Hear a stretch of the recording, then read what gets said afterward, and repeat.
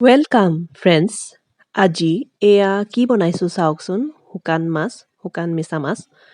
এয়া মিছা মাছখিনি মই এনেকৈয়ে গৰম পানীত অলপ সময় তিয়াই থ'ম 5 মিনিটমানৰ কাৰণে।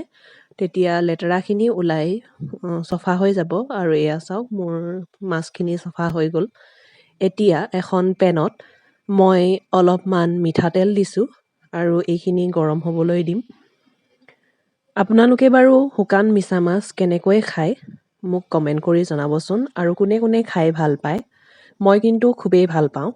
আৰু এতিয়া চাওক, ইয়াত মই এটা ডাঙৰ পিঁয়াজ দিছোঁ, সৰু সৰুকৈ কাটি লৈছোঁ। পিঁয়াজ সৰহ হ'লে বুলিলে খাবলৈ টেষ্টটো বেলেগ হয়, ভাল লাগে।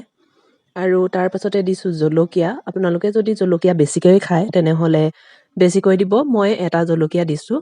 তাৰপিছতে দিলোঁ হালধি, লাল মিৰ্চ পাউডাৰ, গৰম মছলা আৰু অকণমান ধনিয়া মছলা। মোৰ ধনিয়া পাত নাই কাৰণে মই এনেকৈ ধনিয়া মছলা দিছোঁ। আপোনালোকে যদি ধনিয়া আছে তেনেহ'লে ধনিয়া দি দিব। আৰু বিলাহীও দিব পাৰে, বিলাহী দিলেও ভাল লাগে খাবলৈ।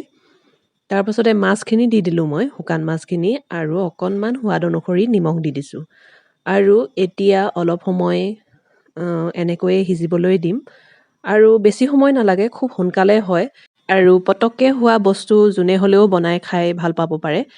আৰু আপোনালোকে খালি অলপ গোন্ধ এটা ওলায়, কিছুমানে গোন্ধটোৰ কাৰণে খাবলৈ বেয়া পায়। মই কিন্তু খুবেই ভাল পাওঁ। আৰু এয়া চাওক, মোৰ শুকান মাছৰ চব্জিকণ ৰেডি হৈ গ'ল। আপোনালোকে যদি ভিডিঅ'টো ভাল পালে তেনেহ'লে মোক ছাবস্ক্ৰাইব কৰিবলৈ নাপাহৰিব আৰু মোৰ চেনেলটো লাইক শ্বেয়াৰ কৰি দিব। Thank U.